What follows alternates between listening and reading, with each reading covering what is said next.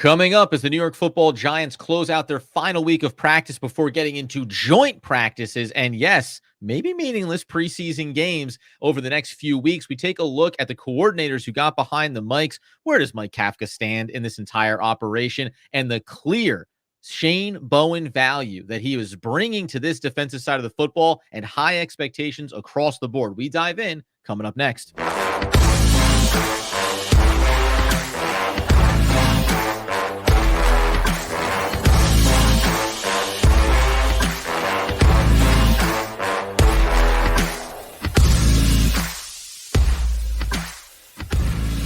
Yes, my friends, it's OGP, the One Giant Podcast, where you know that we are your host. Over here, Adam Armbrecht, over there, Andrew Makowitz. We're healthy, we're wealthy, we're wise, and we're talking about breaking down some training camp practices where we're starting to get a sense of which guys are standing out, players to watch as we get into these preseason games, and ultimately who's going to be making this roster as we move forward. Coordinators, Andy, get in front of the mics. We're going to talk a lot about the defensive side of the football today. A little bit of just kind of clearing this off to the side.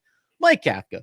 What a journey he's been on. And as he enters into this second season with the team and third season for Brian Daboll, there feels like a clear sentiment about where he is in the pecking order. You know, I was thinking about this as we were hearing the offensive and defensive coordinators speak a little bit today. I went into my fridge, Adam, and I grabbed the milk carton and I looked on the side of it and it said missing Mike Kafka, or offensive coordinator of the New York Giants. If found, please return to MetLife Stadium, One Giants Way. Like, please send him over there because no one knows where he is. You did not see Mike Kafka at all during Hard Knocks. That to me feels relatively intentional, considering how much you saw Shane Bowen talking about Brian Burns, talking about draft picks, talking about Tyler Nubin, Drew Phillips. They didn't ask Mike Kafka one thing about Malik Neighbors. They didn't ask him anything about Tyrone Tracy. It felt interesting to see Mike Kafka up there. And to be honest, Adam, he did not give anything to anyone in any of the answers that he gave about, like, so what is it that you say you do around here now? He's like, yeah, you know, I do a little bit of this. I find it's like management consulting. It's like I find the synergies here, and then we circle back around, and then we unify. And you're like, what is it that Mike Kafka is going to do? He even deferred and said, well, game days, you're going to have to ask Daboll, like, what I'm going to do. We've already talked, but, like, you should totally ask him what I'm going to do. Like, is it a little bit of a concern, Adam, the way that, like, we have seen nothing about Mike Kafka since he almost tried to make a lateral move in the offseason? I'm not concerned for that reason. I mean, Brian Daboll is known to be a QB guy, known to be an offensive mind, and this is him taking the reins of the offensive side of the football. Now, whether or not you think organizationally, when Kafka wanted to make a lateral move to Seattle, if they should have just let him go, there's that side of it where you say, hey, man, listen, if you're going to reduce or change his role, which is really the issue here. It's that when you first bring him in, you think that you're bringing in another innovative mind, a guy that's going to have an impact. And now it feels more like you're going to be a communicator and a conveyor of what Brian Daboll wants. That's not a negative thing for your offense coordinator. It feels inherently negative given where Kafka started with the Giants to where he is today. So you can make the argument the Giants just should have let him walk and deal with the bad optics of the entire coaching staff being basically dismissed out from underneath Brian Daboll and then him bringing his own guys. This to me just feels like a neutered role. Okay, you wanted the lateral move. The Giants didn't want to have to give that up and have that bad look. It's going to take you another year before they'll probably let you leave if that's what you choose to do. But yeah, I mean, listen, in the year number 3, and it's a critical season for the Giants overall. We've said this before, critical for Shane, critical for Daboll. Daboll can't risk what he probably feels like going back to last season is a coordinator who at times he did not feel like was communicating or operating on the same page that he wanted. And what I really find more interesting about it is, what were the expectations? Were you not taking as many risks as Daboll wanted? Were you playing too conservative relative to game script? Was it more about production and plays relative to wins and losses? Like, that's actually probably the most fascinating thing that we'll never get the true answer to, because now Kafka has been taken out of that role anyway. It's pretty fantastic that he gets promoted to, like, associate head coach, and then they take responsibilities away from him. Right. You got to love it. Like, we're going to give you a promotion where you do less work and you don't have to do anything until you're out of here in a year. Kind of job. Pretty fascinating. But I agree with you. I also wonder if there's a little bit of, like, we needed just some stability in the offseason. And while Kafka isn't calling plays, Kafka was running Daboll's system while calling the plays. there's Same still the language. consistency and continuity of Kafka being there. He obviously played the quarterback position, can work with Daniel Jones. If you want to find out what Daniel Jones has and you don't want to continue this like revolving door of different guys like Pat Shermer and others that have coached Daniel, keep Kafka there, let him work. It's still Daboll's system. It's just going to be Daboll calling the plays. But yeah, I didn't really get much out of the interview from Mike Kafka. I feel like this is how it's going to be all season. He's just biding his time until he can get a coaching job elsewhere. And I think that's okay and that's best for everyone. But while he's still under contract and while he's here, he needs to be able to help get the most out of this offense. Yeah, that's the only part of it. I'll find the in-season relationship, on the offensive side of the football to be a fascinating watch. But ultimately, because you have Daboll, you kind of go, all right, whatever Mike Kafka is or is not, it's not going to matter. We're not going to judge the success or failure of this offensive side of the ball on him. It's going to be on Brian Daboll this year. Overall, when we hear from special teams coordinator, I like just a new voice in the room. There's new rules on that side. We won't talk about that much today. Then we get to the big shift, and that's obviously Shane Bowen, the defensive side of the football, and the contentious exit of one Wink Martindale and how they needed to turn over a new leaf, how you're going to see some new styles here. This was far more interesting to me. And at a high level, before we talk about specific positions, specific players, and some battles that are happening here, I just like that there seems to be an understanding, and this isn't that Wink Martindale didn't have this as a part of his system as well, or any defensive coordinator, but Bowen seems to have come in with a clear idea and a clear plan of this is what this defense needs to do.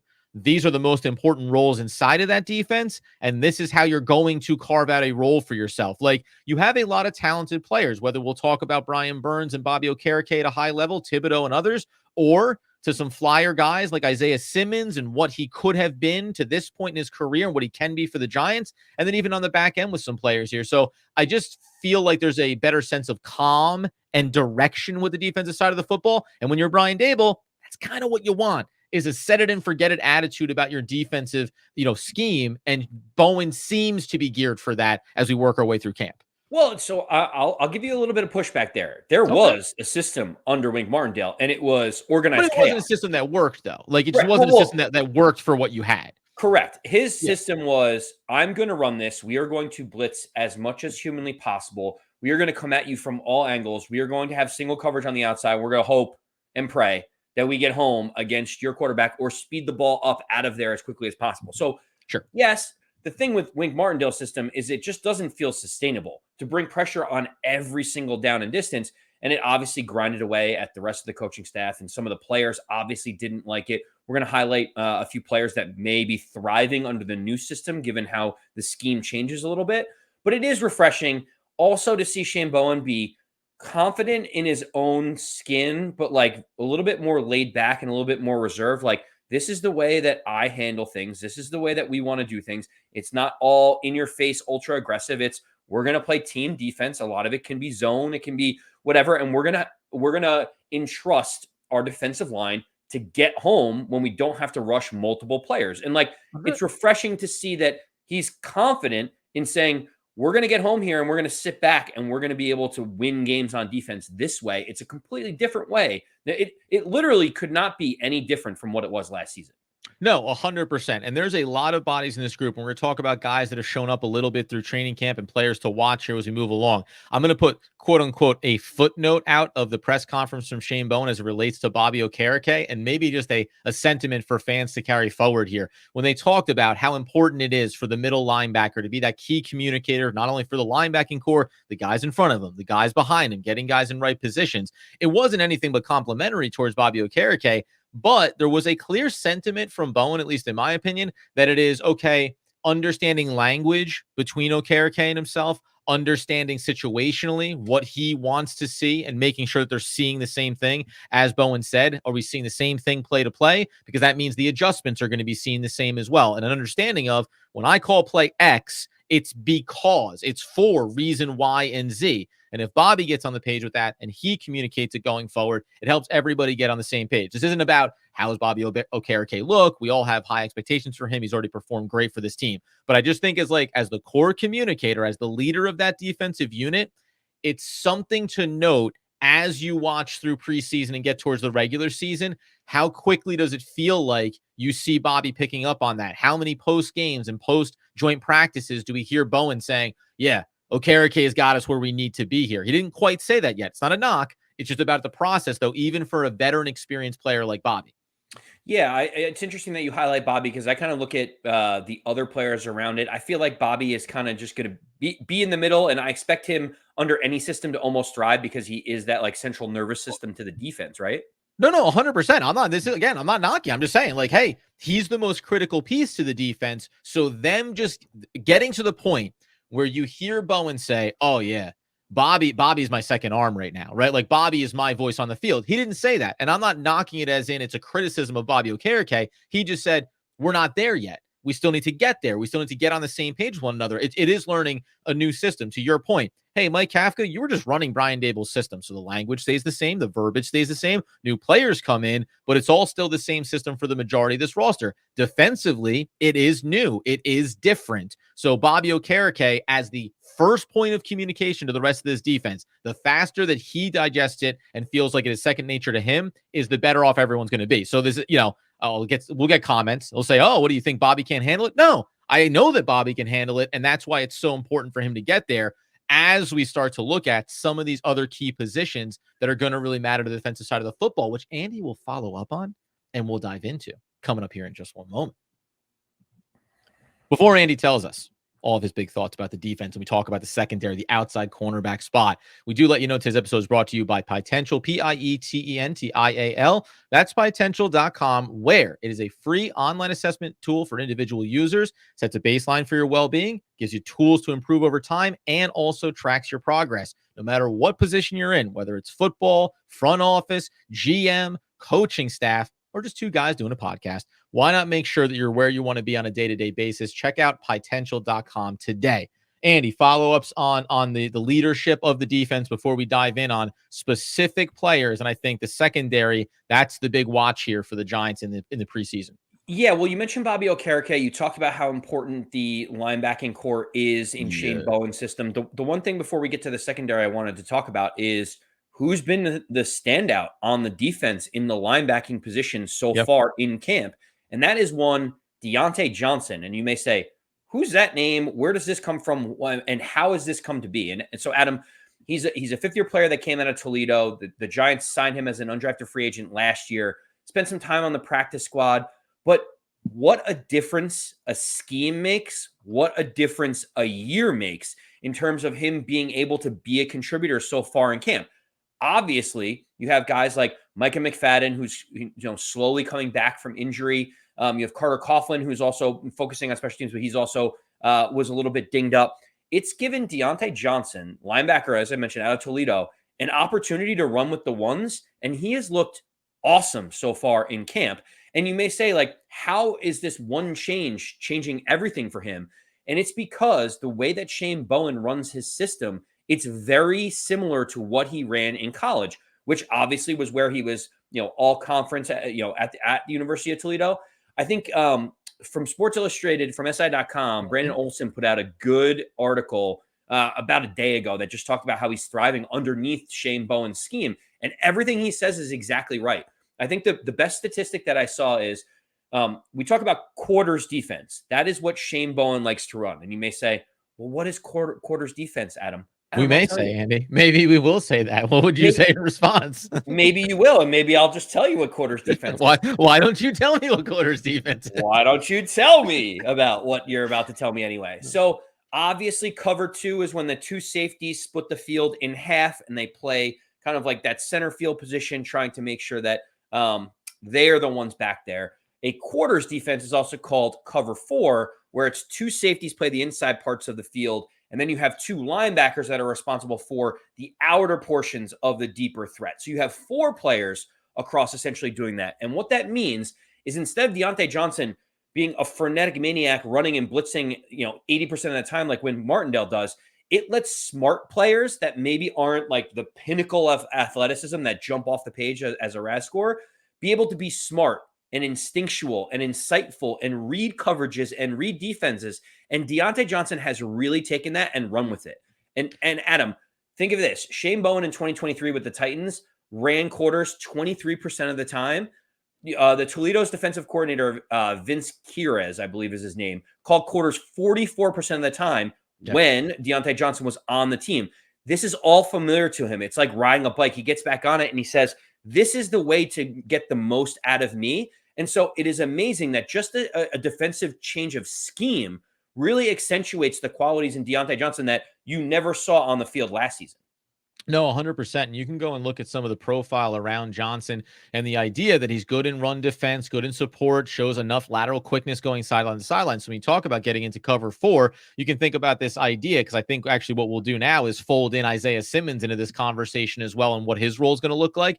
Hey, as you mentioned, if I can have the safeties over the top kind of covering more of the middle, and then I have these linebackers going back in space a little bit, but keeping an eye going forward, well, there's a balance there, right? There's a trade-off of, hey, if it ends up being a pass play or if it ends up being a running play, we can depend on different personnel to provide different support here to our defensive front and to the back end. So when we get to our safety room, I think we'll be having the same type of discussion about what's the versatility that's offered there. So have to like that in a room, and this is a little bit different because we talk about who's going to play alongside Bobby Okereke, Micah McFadden, have big expectations for him too, but you need to add more bodies, because the Giants have none right now, or at least none definitive, where you say behind those 2 starters, you feel like you can plug in another couple of guys, sharing some of the reps. And then if Bowen wants to go versatile with his scheme, you have the options to put the best players on the field. Because I think too often a year ago, when we talk about Wink Martindale, it was asking players saying, this is the scheme we're running. Well, I don't fit this scheme. I'm going to suffer in this role, and saying, well, you got to figure it out.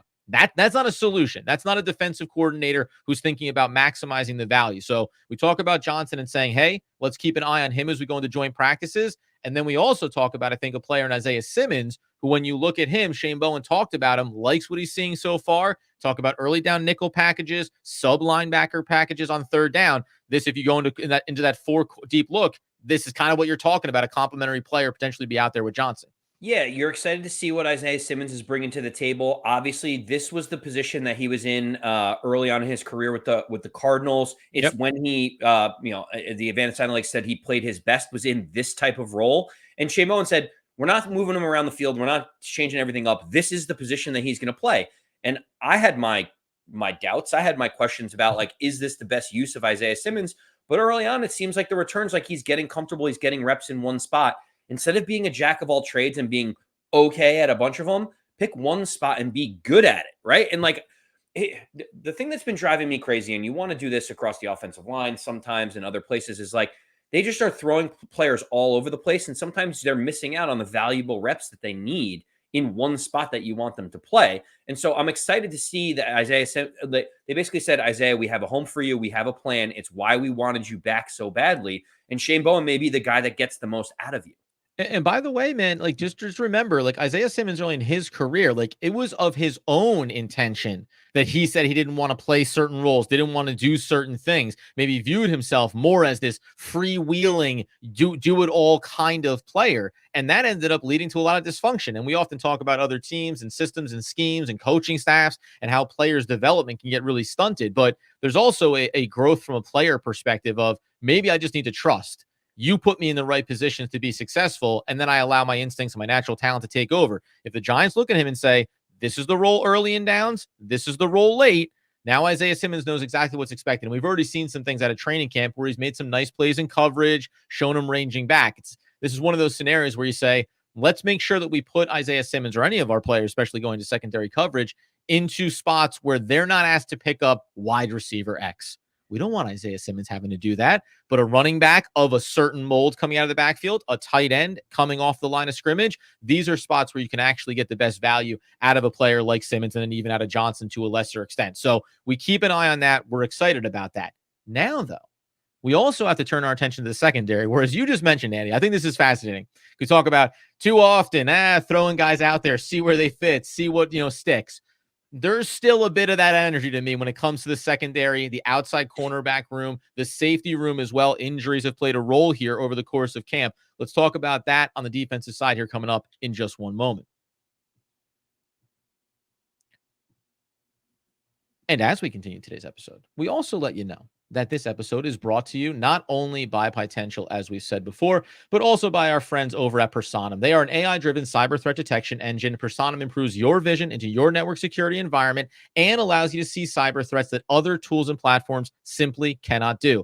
Personam is always vigilant and always learning. Check out Personam today. So while we feel like we're getting some samples on guys in supplemental roles that are good and could offer some athleticism and versatility, when Shane Bowen's asked about the secondary for this team, it starts out in a positive way. And I mean, overall, it was positive. But it starts out by saying, hey, Nick McCloud, you kind of used him on the outside a little bit. Now you're using him in the nickel. Yeah, you like that. He's a versatile player. But I found it interesting that they mentioned Cordell Flott and putting him on the outside somewhere that he hadn't played a year ago and doesn't have experience. This isn't a knock, but Shane Bowen's response was, yeah, we're putting him out there to see what he can do.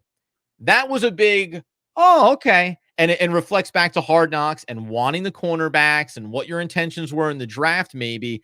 And now you are still looking at that. And remember, we get you Brian Burns, Shane Bowen. That's all you get. And he said, that's great. I'll take it. And guess what it meant? You're not getting a cornerback. So these players in this room now, we're still in a very much, I think, exploratory space when it comes to what's the combination going to be specifically at the cornerback position. Yeah, it kind of feels like, so I've been thinking about this quite a bit, Adam. So obviously they talked about liking Isaiah Simmons and bringing him back. And they obviously brought him into the fold with the idea of him playing nickel corner. You also have the idea of the team brings back Darnay Holmes as insurance for Isaiah Simmons, as in like, in case of emergency break glass, Darnay Holmes can be here, knows the organization. We can figure this out. Yeah. It showed clearly that the plan was for the Giants to get an outside corner in the second round. That we saw it in Hard Knocks, and we see what happens. The Giants go and they get Drew Phillips, and now you kind of have a surplus at the nickel spot with Simmons, Phillips, Darnay Holmes, and it leaves you with these question marks of who is going to be playing the cornerback outside, across from Tay Banks.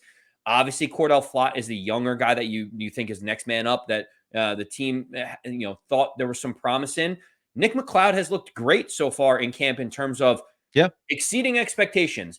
If you had the lowest of the low expectations, you certainly jumped over any of those bars. You obviously have seen Malik Neighbors run roughshod over everyone in camp. And it's more like, is he that amazing and explosive as we think he is? Or is it that we really do still need help at the cornerback 2 spot? It's tough. I guess I understand what Shane Bowen is saying. It's like, I told Joe Shane, if I get Brian Burns, I'm happy. It meant that we missed out on getting that cornerback. I need to make this work. I have to figure it out. It's going to be a battle between Nick McCloud, Cordell Flott, or any of the guys that may get waived that aren't even on the roster today that we may claim from someone else that's going to be brought into the fold. But I have to make lemonade out of lemons, so to speak, in terms of figuring out who's going to be starting in that, cornerback 2 spot. And you talk about, Nick McCloud. I mean, listen, 26 years old. He's been a veteran. He's been a good player for the Giants, never a great player or never a guy that you say, hey, watch out, plug and play, set and forget. He comes in and he's 6'1" with a 4.5 40. Like, nothing is quite perfect there. The version of Cordell Flott stepping on the outside with his 6'2" frame and hopefully a little bit more bulk on him coming into camp this year, and the age and the draft status, like all of those things would hopefully indicate that he's a guy that can play on the outside. But you have to ask those questions. And even when you tie it back to the idea of Simmons and where he's going to play early in downs, you keep coming back to a bit of this mixed sauce of bigger bodies, some size, some speed, some versatility, but nothing clearly defined yet, I think, when it comes to that defensive side of the ball, and saying other than anything than the things you would assume. Kayvon Thibodeau, Dexter Lawrence, Brian Burns, even Micah McFadden, put him there with Bobby Okereke, Tay Banks, and then you get to everywhere else. And I think you kind of go, it's claim it and let's see what we come out of with here. And it's a big point that you made there about, hey, Malik Neighbors is burning everybody. A lot of the wide receivers are looking sexy in camp. We've been through this before, where sometimes things that look really good in camp are also an indication of what is not good about this team going into the regular season. So when we go beyond even the outside corner spot, but watch that now. How is it going to look? How is it going to progress? Drew Phillips has looked really good. And this is the other part of it, where if he looks really good and he's claiming the inside spot, well, then what happens on the outside might be a byproduct of who has assumed a dominant role. Roll it back to the secondary, though. Roll it back to the back end of this defense. Some injuries for Newman in camp here. And this is where we get to have some fun. And we get to talk really positively about how Shane Bowen is really liking what he's seeing from Dane Belton, and use the words. He put the phrase out, it's his job to lose. So Dane Belton now coming into joint practices and preseason is in a position, he mentioned his instincts, he mentioned his playmaking ability to hold on to that role ahead of a rookie that we're all really excited about, but still has to earn his keep. I mean, what else is Shane Bowen supposed to say, right? Like when Tyler Nubin is a draft pick who has gotten injured and isn't on the field, imagine he's like, well, when Tyler Nubin eventually gets healthy, even though he's never played a snap, he is like the bona fide starter. Like he obviously can't say that. And I think he is saying like, But well, it's good. Dane It's good to Belton's hear him been talk here. positive about Dane, though, because the other way, it didn't seem like he didn't say this across the board. He could have just said it's an open competition. Like he didn't overly praise Cordell Flott. I'm not saying that for good or bad. He didn't overly praise him. He just said, "Yeah, we're going to see what we have here." When it came to Dane Belton, at least with Nubin sideline, he at least did put it forward that like something we've wanted from Belton. It looks like he's showing in camp. Well, I mean, the thing is, without Tyler Nubin playing on the field, of course you're like, it's Dane Belton's job to lose because Tyler Nubin isn't on the field. Now, obviously, he returned to practice a little Yeah. bit today, but when people are asking you these questions and one person's healthy and one person's not, you're like, well, it's this veteran's job to lose as long as things remain the same. Now, we still have weeks and weeks of training. We have training camp, we have the preseason games, we have a whole host of ways that this could flip. But to me, this is just early on. Ty goes to the veteran. Healthy Ty goes to the veteran. And Interesting. like, I do think Tyler Nubin still has an opportunity to potentially start week one. But I think we're getting a sense that they want to give Dane Belton every opportunity. But it feels like you're going to still get a dose of Tyler Nubin. Even if he doesn't start in the game, he's going to be a rotational guy that's going to get on the field somehow, some way. Oh, of course. And again, you talk about going into the cover four. So we're speaking highly of certain linebackers, versatile linebackers, young picks that came in last year and now look better in this system, Isaiah Simmons, all this stuff. Guess what? There's also the version where there's three safeties in the mix of that combination there, because some of them, like Tyler Nubin, are bigger ball hawking safeties versus guys you think about in coverage. Dane Belton, by the way, is a guy that you like better going down towards the line of scrimmage than you do having to cover deep on the back end. Frankly, if there's an area that would concern you about the safety room as we go through camp and into these preseason matchups, is that are any of these guys that you would say, hey, got to cover a guy deep over the middle? I trust the safety room to be able to do that, whether that's lack of experience being a rookie in Tyler Nubin or players from a skill set standpoint. Like even Jason Pinnock, who we all love, is not a guy that you would say, grab him one-on-one, taking him deep over the top coverage. We want to bring Tay Banks on a blitz package coming off the edge. Like it opens up still curiosities here. Even Travarius Owens, he gets some accolades here over the course of camp. You like that. It's just a lot of bodies right now. I think Pinnock is a very solid player. I don't think that he's someone that, I don't know if you may disagree, that you sit here and go, oh, don't worry, he'll be here for years to come. I think he's a nice Band-Aid. I think he's a nice bridge at that position.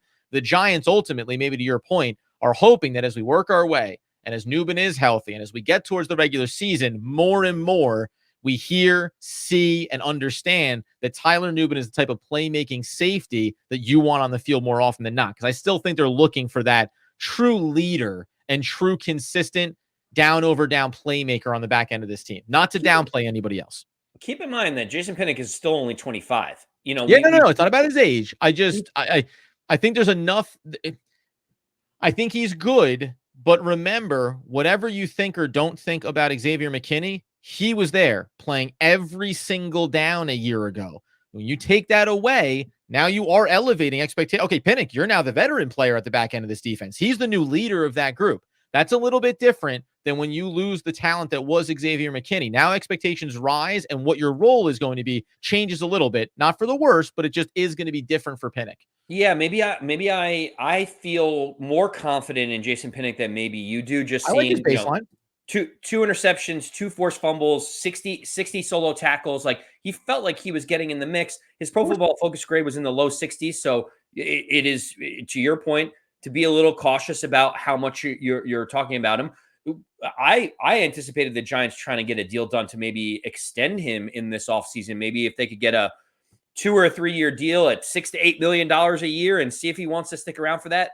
It'd be great to have some consistency and continuity after losing Julian Love, Jabril Peppers, Xavier McKinney. It feels like the safety room has been a revolving door. It would be nice to have some consistency and continuity with the combination of Belton, Nubin, Pinnock being here for a multi-year situation. I'm also curious to see whether Jalen Mills is a guy that ends up sticking around. Remember, he's on the NFI list, non-football injury list. He said he's working himself back. I saw him on Twitter X. He came out at him and he said, I'm not too far away, guys. I'll be back there shortly.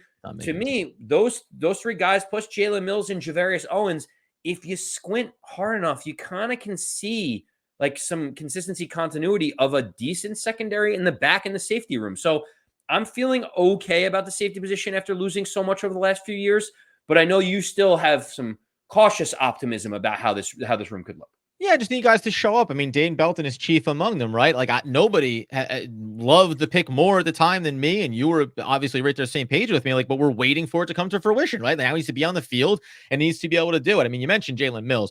I just don't see him making this roster as it stands right now. You have 19 players between the cornerback and safety room for the New York Football Giants right now, 6 safeties there, and then a slew of cornerbacks, a ton of which are not going to be there. You know, Trey Herndon is in camp right now. Okay, he's a veteran.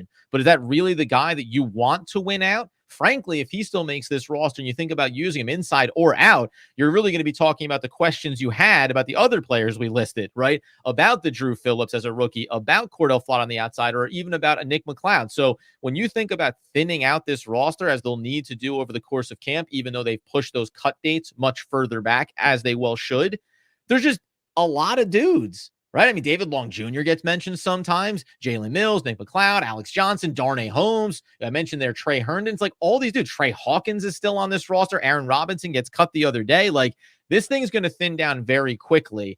And again, I think that what I like about the secondary is that there's youth there.